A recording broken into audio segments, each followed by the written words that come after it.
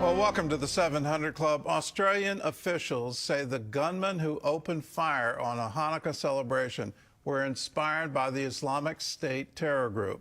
At least 15 people died in Australia's worst mass shooting in 30 years. 2 days after the massacre, Jewish communities worldwide are gathering to show support for the victims. Chris Mitchell reports. Thousands of Australians gathered on Monday to mourn the victims of the mass shooting at Bondi Beach in Sydney. All it is hate. It's just purely two people that came down to Bondi yesterday with the intent of killing Jews. It was really terrifying for all the Jews, all around the world even. Jewish communities also held vigils in Manchester and London, England, and in Boulder, Colorado, the site of an anti-Semitic attack in June when a man hurled a Molotov cocktail at people demonstrating in support of Israeli hostages in Gaza. 500 plus people came out to Boulder where there was a terrorist attack right here, and we're sharing our light. We're standing strong, we're standing proud in the Jewish community, and we're going to fight darkness with light. We can share a little bit more light, will dispel a lot of darkness. Australian officials say ISIS fueled the attack. Early indications point to a terrorist attack inspired by Islamic State, allegedly committed by a father and son. There is no evidence to suggest other individuals were involved in this attack. However, we caution that this could change given it is early in our investigation. At Bondi Beach, Israel's ambassador to Australia came to the memorial. My heart is torn apart because the Jewish community, the Australians of Jewish faith, the Jewish community is also my community, my people.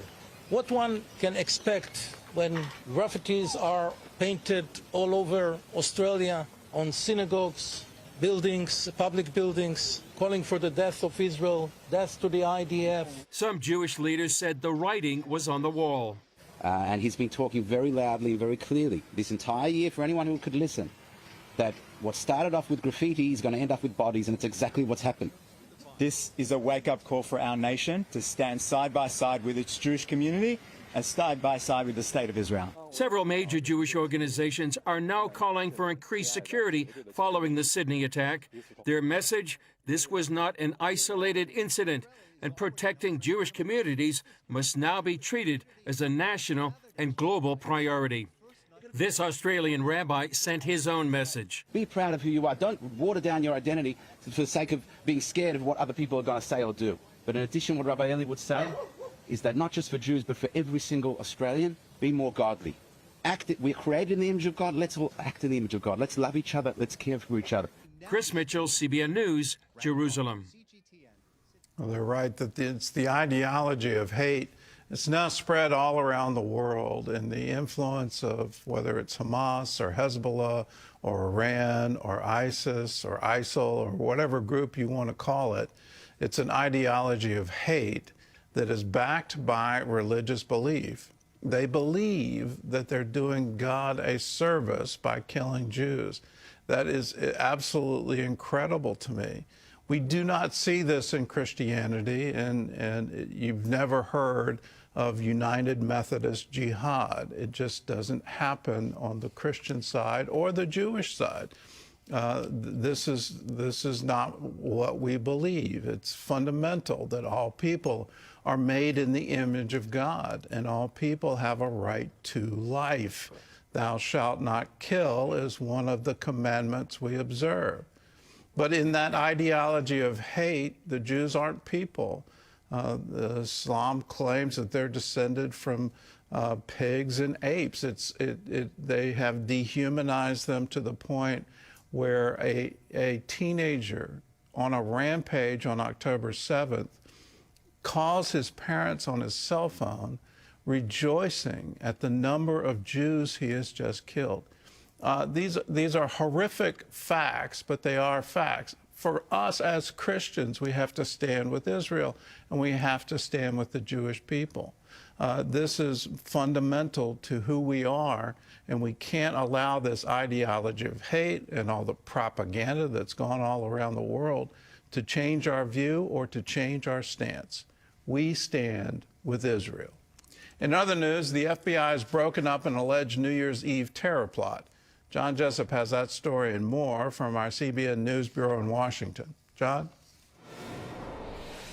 That is right, Gordon. The group is accused of plotting to set off pipe bombs at 5 Southern California companies on New Year's Eve. Officials say the suspects rehearsed the plot in the Mojave Desert just before their arrest. They're reportedly members of a far-left group called the Turtle Island Liberation Front. Turtle Island is what some indigenous groups call North America. Posters and materials recovered read, "Death to America" and "Long live Turtle Island and Palestine." They face charges of conspiracy and possession of an unregistered destructive device. Well, in Europe, Christmas markets have become a target of Muslim terrorists in recent years. German authorities have already foiled one plot to attack a market just this month. CBN's Del Hurd reports from Germany. Terrorists have struck 7 European Christmas markets since 2014, 3 in France and 4 in Germany, all carried out by men of Muslim or Middle Eastern backgrounds. Authorities arrested 5 men suspected of planning attack number 8 in Germany last week. One of them, a Muslim cleric from a German mosque who urged his followers to kill as many people as possible. Christmas markets in many European nations must now be surrounded by barriers and security patrols. In Magdeburg last December, a man drove his SUV at a high rate of speed through the center of the Christmas market, killing 6 and injuring more than 300. In 2016, a Muslim terrorist drove a stolen semi-truck through a Christmas market in Berlin, killing 12 people and injuring 56. This Berlin woman says while the increased security makes her feel safe, it also reminds her that the threat is real. Germany's chancellor took a lot of heat for saying that Germans are afraid of public spaces because of the threat of violent crime from migrants. Chancellor Friedrich Merz's comment was ridiculed by some as racist, and yet polling shows most Germans do not feel safe in public spaces like Christmas markets. Andreas Liekert is a conservative parliament member in the state of Hessen. This is, of course, a horrific development. We have too many radical Islamists and even inclined to use violence. And it's specifically our Christian background that's also being targeted. Islam expert Robert Spencer says jihadists attack Christmas markets because they view the Christian belief that Jesus is the Son of God as sinful. And Christmas markets attract large numbers of Christians as well as non-Christians. They believe that Christmas is not only a manifestation of unbelief, but of shirk, which is the worst sin in Islam. It is the association of partners with Allah. That is, you worship Allah, but you also worship various created beings, in this case, Jesus. It is the identification of Jesus as the Son of God that they object to. Some have criticized the large sums of tax money spent on added security, saying European leaders also need to do something about the source of the threat.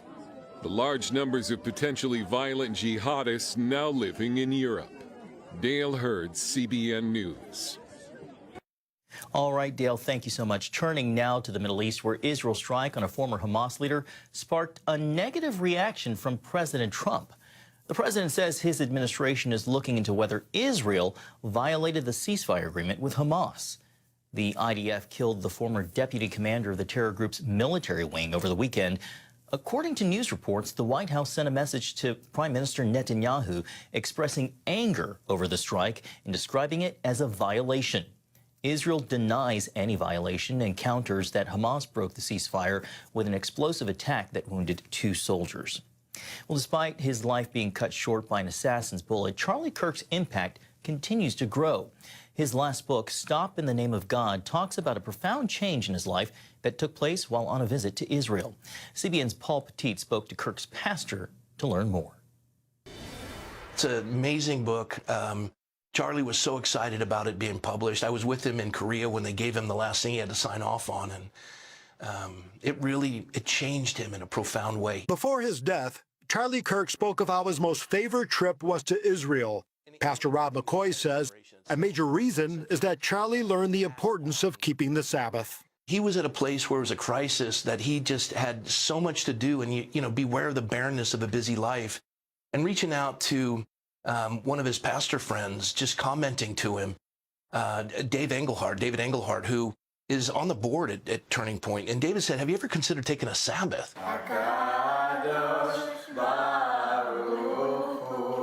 The Sabbath, or as they call it here in Israel, Shabbat. You know, Shabbat is the kingdom of heaven's deepest secret, but has been hidden in plain sight. It's right there from Genesis 1. Keeping the Sabbath holy is also the fourth commandment. Across much of Israel, daily activity basically stops from sundown Friday until sundown Saturday. In many Jewish homes, like the Ben Davids here in Galilee, Sabbath dinner is prepared, candles are lit, and the bread and wine is blessed. You approach it with great holiness and great reverence, and you acknowledge that God is our provider. And Charlie started to research that and go into it. And so he would just turn off his phone, be with his family. Focusing on family is a key part of the Sabbath. Blessed to be a blessing all the days of our life. So you go through this procession, blessing your wife, singing Proverbs 31 over your wife. It's a time to honor her. It's a beautiful thing. Then we get to bless the children. When the sun sets in Israel on Friday, the feast begins.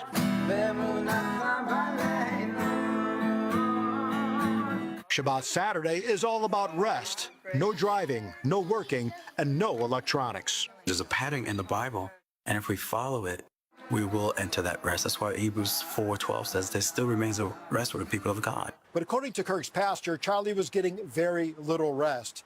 Traveling, hosting multiple programs, answering hundreds of emails nonstop on little rest.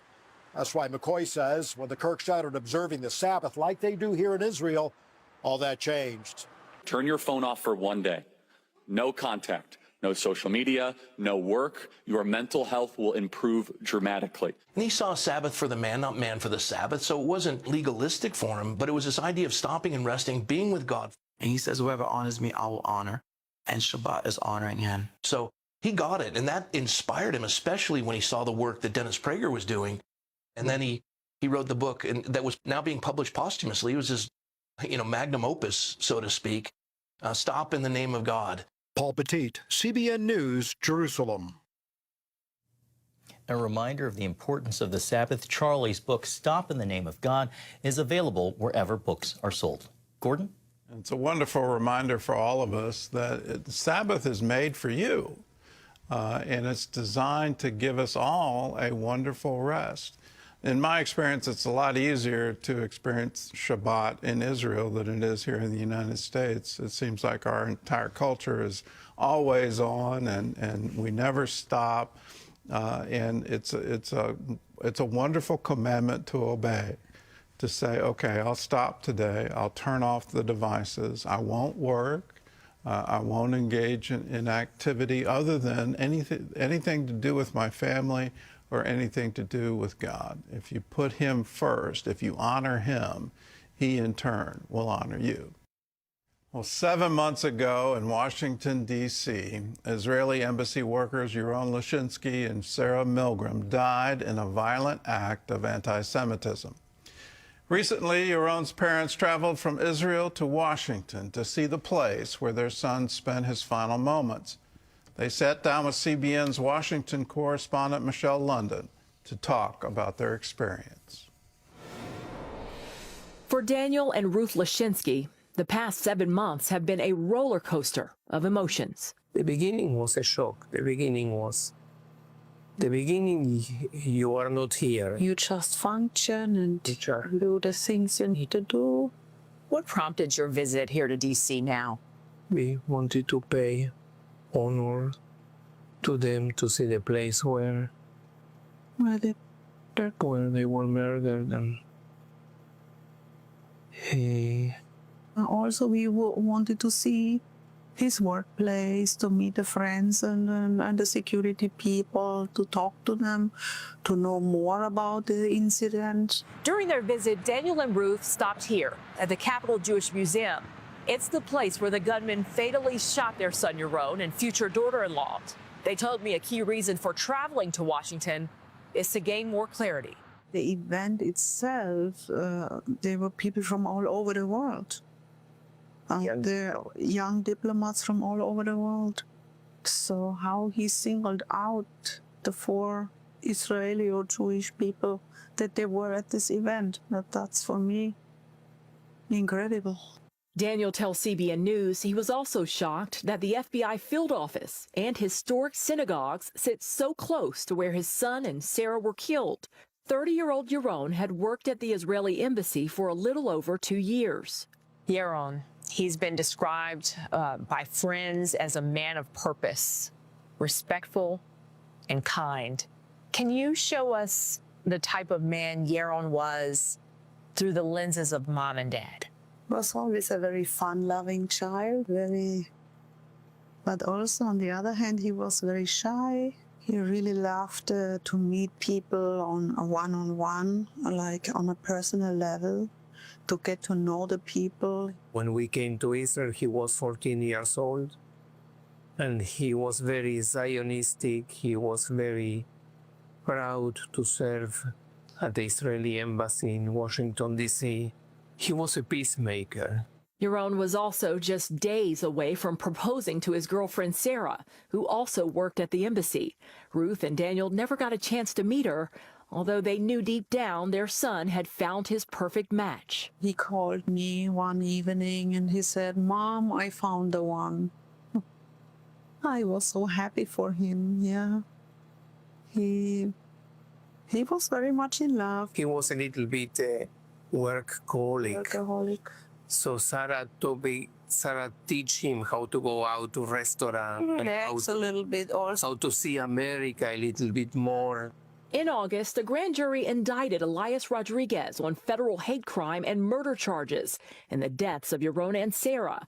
During the shooting, Rodriguez reportedly shouted, "Free Palestine." Anti-Semitism is something they say is a big monster that is growing. The Bible says that our fight is not against flesh and blood, but against principalities of the darkness. And I think anti-Semitism is one of these principalities. How has your faith guided you even this far after such a tragic loss? Without faith and hope, we would not be able to continue or to function. No? We know that one day we will see him again. These terrorists didn't decide when was the end of the life of Yaron. God knows everything. He is nothing. He didn't decide anything.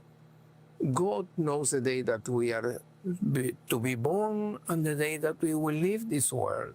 I can see you both are on a mission to carry out Yaron's legacy and stop the spread of hatred. What happens from here? I can take time for speaking against anti-Semitism, teaching about Israel. So that is what we want to do with the help of God. The Lashinskys believe spreading awareness and making peace as their son did will be the best way to honor his memory. Reporting in Washington, Michelle London, CBN News. The book of Proverbs says the memory of the righteous is a blessing, and it's one of the blessings in Israel. May their memory be a blessing. You see that picture, though, of them and just the hope, the future of this young couple cut off in a moment of intense violence on the streets of Washington, D.C., just steps away from the FBI headquarters. You look at that and go, what has our world come to? And then the murderer then claiming that somehow it's justified by his, free Palestine. Israel has a right to exist, and it's been recognized by international law, both the League of Nations and the United Nations. And when people stand against that and say, from the river to the sea, Palestine will be free, they're calling for the genocide of every Jew living in Israel. They're calling for Israel to be removed from the map. That call is against international law. And Israel has a right to exist, and the Jewish people have a right to self-determination. Again, let us stand with Israel, and this violence, this hatred, every time it rears up, we have to call it for what it is. And it is a genocidal call to eliminate Israel from the world. And with that, all Jews everywhere, whether they're walking on the streets of Washington, D.C., or on a beach in Australia. This has to stop. We vowed, the whole world after the Holocaust vowed, never again.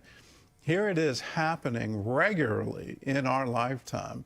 And we need, as this generation, we need to stand up and say, no, not on our watch. We said never again, and that means right now.